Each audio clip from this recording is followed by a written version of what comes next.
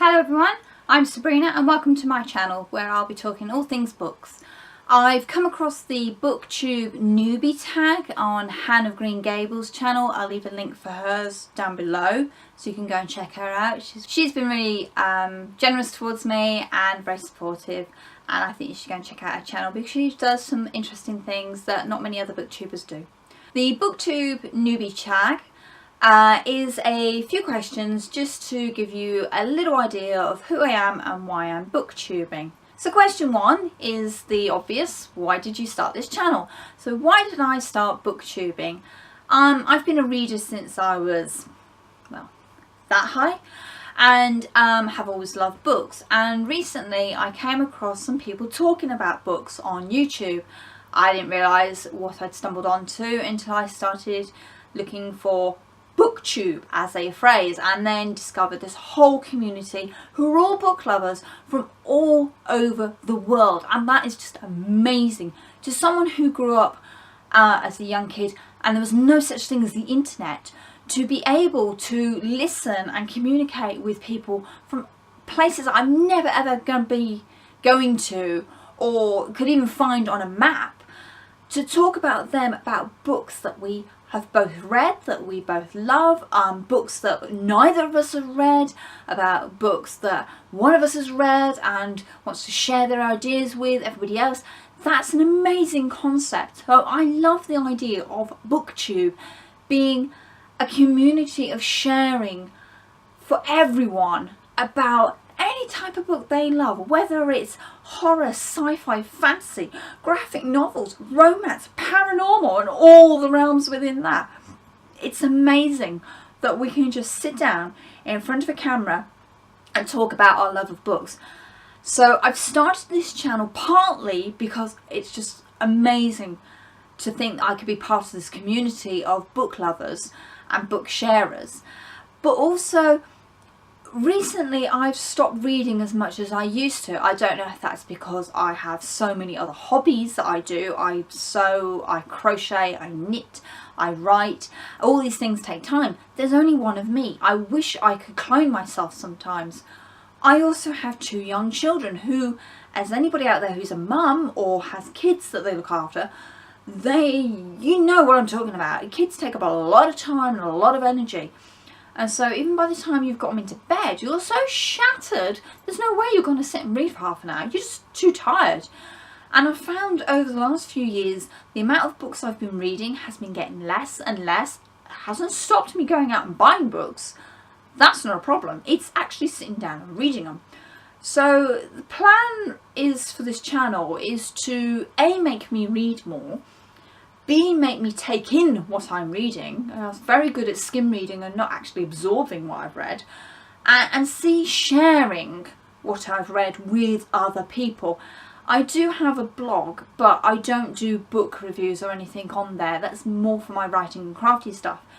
And I don't really get to talk to people about books I love unless I stand in the library and chat to Helen in our local library, who is such a book lover and a bookworm that it's wonderful just to chat, and we share about books that we've discovered for children. She runs the children's reading group there. So this is for me to talk out to people, you know, whether anyone's watching or not, but I'm able to talk about books and about the things I've loved, and it's more of a track for me to keep reading, to make an effort to read more. That's the plan anyway. Whether it stays like that, I don't know. We'll see. Question two: what are some fun and unique things that you can bring to Booktube? One, I'm in the UK. A lot of booktubers I've seen are from America. That's great and that's wonderful. But it's nice to hear voices that I actually could recognise on the street. So to come across some UK booktubers was pretty amazing, and it was astounding how different our accents are. I know that sounds like a silly thing to say, but the American accent is very different from the English way of talking, and to just have people talking about the same book but in a totally different way is kind of cool, and it gives you a different perspective on what different people and different cultures bring out of a book. I'm hoping to discover more wider people in the booktube community from different cultures and different countries. I know there is an Australian, there's a book owl who I follow, and she has different views again. So it would be nice to build up this community of booktubers from across the world who can all share their different perspective on certain books. So I'm obviously in the UK. I'm slightly older than many of the booktubers out there. I'm in my mid-30s now, so my range of reading and books that I love is very different from the early 20s booktubers out there who are all the Harry Potter generation, I would say. I'm not the Harry Potter generation. I'm before young adult books even existed. So I can share books that are not necessarily always talked about. It would be nice to share those earlier books that often get missed on the main booktube channels. So yeah, so I think I'm from the UK, I'm a different age group than the majority of booktubers out there, and I have my own particular loves and styles of books that I like. So obviously I will be sharing my personal opinions. Whether you agree with them or not, that's fine. We're all different and we all have different ways of experiencing books. Reading a book is a very personal thing, and I think there's no bad thing that there's so many of us out there who like talking about books. We all have something unique to give about a book review or about books we love. So I think that's a really good thing. Question 3 is, what are you most excited about for BookTube? I wouldn't say I was particularly excited for BookTube. What I would say was I was particularly terrified about BookTube. I mean, this is a big deal. It's one thing to write a blog and put it up and have people read it. It's very different to stand here and talk to you. That's quite nerve-wracking for me. And I'm hoping I'm going to get a bit better as I go on, because I'm not very good at talking to people. As you can see, I use my hands a lot, I move a lot, I find it hard to focus on people. It's down to my eyesight. I find it hard to focus on a person, let alone a camera. So for me, booktubing will hopefully improve my communication skills and help share my passion and love of reading in a much clearer way. The beauty of filming myself is it can be edited, and all my pauses and cock-ups and swearing all gets taken out, which is quite nice. But do be assured, it happens. I am human after all.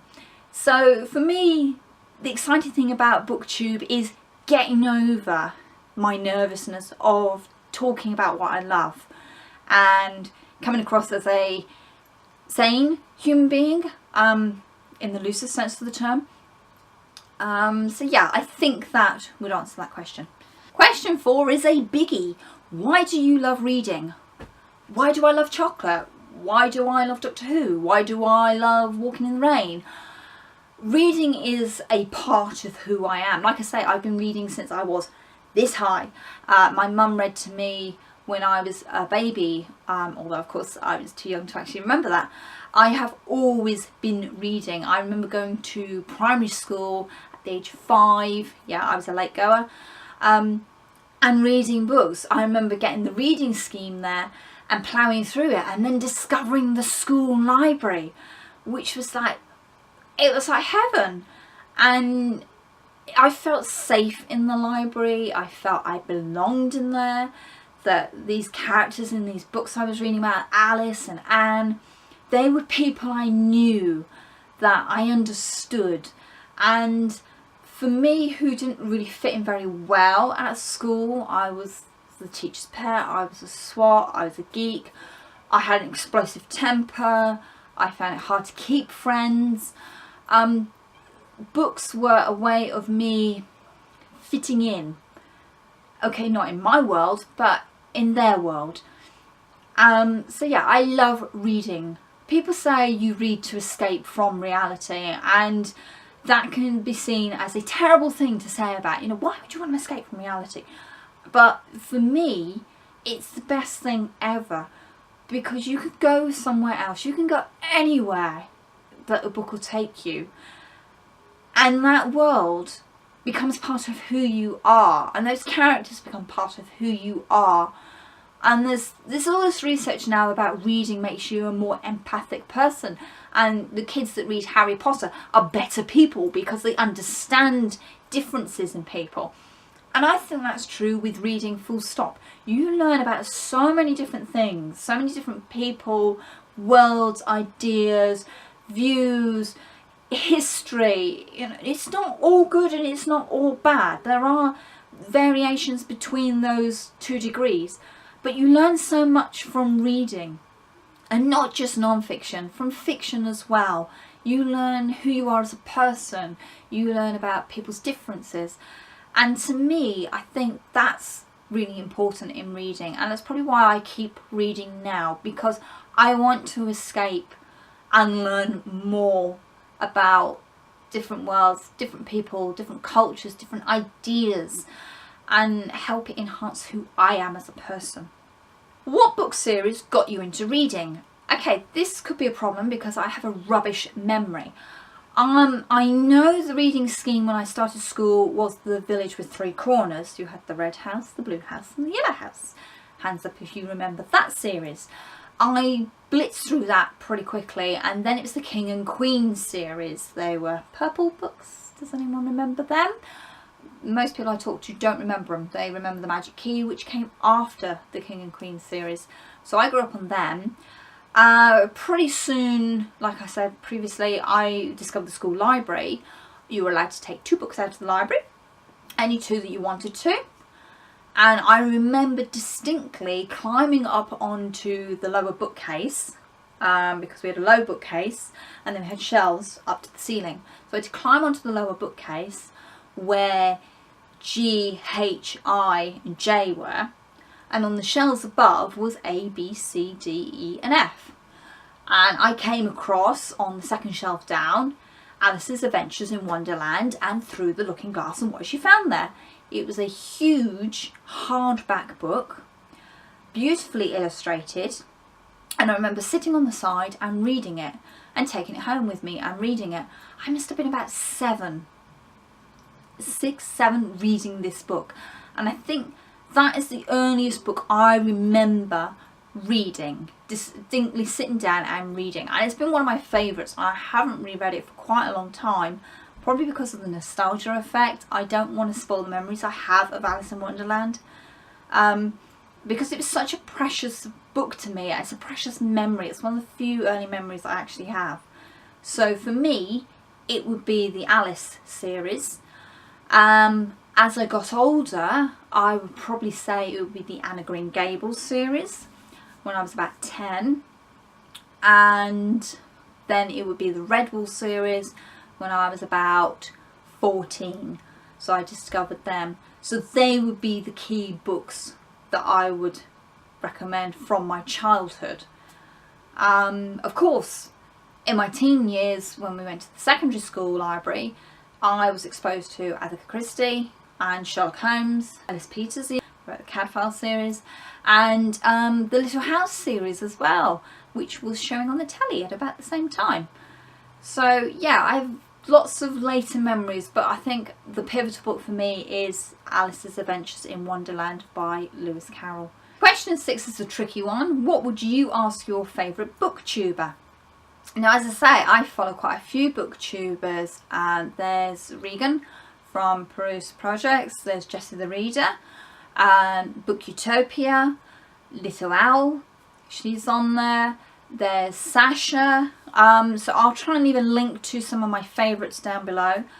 I think maybe they've probably all answered this question. I'd have to go through their videos because they've been booktubing a lot longer than I have. Some of these guys have been doing it 3-4 years now, which is quite impressive, and boy do they look professional doing it. I think the question I'd ask would be, you can only have one book, not a series, so sorry Harry Potter fans, one book to read for a week. Oh, I might be cruel and say a month. What would it be? You can't take your Kindle, you can't have a box set. It is one book. Which one is it? I know a lot of booktubers have favourite series and they can rattle off favourite books of the year, but I'd like to know what that one book is that they would constantly keep coming back to. It wouldn't be fair to ask that question and not answer it myself, so I would probably go for The Hound of the Baskervilles by Sir Arthur Conan Doyle. It's one of my favourite Sherlock Holmes stories. It's probably a bit cliche because it's the story that everybody thinks they know, but when you go and read the book, it's actually very different from those film versions that we've been exposed to. You think there's over 100 film versions of The Hound of the Baskervilles. It's like the most filmed book ever. So we all think we know it. But to actually sit and read it, I think people would be surprised how much they don't know about that story. And I just really like it. I like the mystery of it, the gothicness of it. It's certainly a very good early gothic horror, almost mystery story. And it's not too heavy going either. You can quite happily dip in and out of it. You can reread bits of it. Some of it you just end up acting out because you've seen it done so many times. So yeah, I would answer that question as The Hound of the Baskervilles. If I had one book I had to read for 1 month, it would be that one. So finally, what booktube challenges do you need to overcome? I have to say the obvious one is talking to the camera. I don't talk well to people in the first place, so this is a whole new different kettle of fish. As you can tell, I and a lot. I take a while to get my thoughts into shape. My thoughts also completely run away with me. You know, I might have a brilliant sentence and it runs away with me. There's a Doctor Who quote there, if you can find it, people. I go off at tangents, so I'm kind of hoping this will make me sit and present my thoughts better, maybe. So I think that's the biggest challenge I need to overcome. Apart from that, I would say from what I've seen, the booktube community is a pretty funny community. I mean, like any fandom out there, there's always going to be someone you're going to clash with. There's been someone that you will disagree with. And it's just a case of, okay, fine, we don't agree, let's leave it at that and hope that nothing nasty comes of it. I have been in fandoms where two people don't agree with something and it gets nasty very, very quick. But the booktube community, I've not seen evidence of that yet, so I'm not too wary of meeting horrible people, as it were. I'm hoping that some people might be able to give me some tips. I'm having terrible trouble getting the camera to actually focus on me. It might have the bookcase in focus, but not me. Or it might just decide, nope, I'm not working today and have nothing in focus, which is really annoying. So technical things like that I'm going to have to work on. But yeah, the biggest thing is talking to this camera and effectively to you on the other side of the camera watching this back on the screen. So hi out there, thanks very much for watching.